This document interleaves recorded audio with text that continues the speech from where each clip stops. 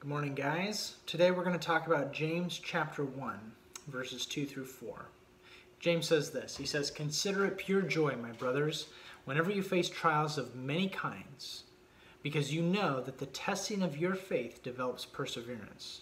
And perseverance must finish its work so that you may be mature and complete, not lacking anything."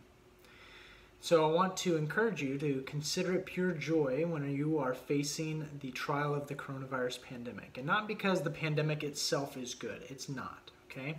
It's negative. People are sick. People are dying. The economy is going to be hurt. This is not a good thing in and of itself. And yet, we find consistently in this passage, in Romans 8 and other places, that God never wastes people's suffering and hardship. And so one of the things God is doing through the coronavirus pandemic, even though we may not be able to see it, is He is forming our character. He is helping us grow as believers in Jesus in our perseverance. Okay? And so I want you to try to consider the joy, not in the suffering itself, but in its product.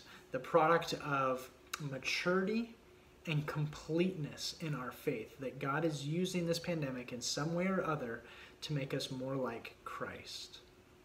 I heard a pastor say once that, in any one of our lives, God is usually up to about 10 million things, and we're aware of about 2 of them.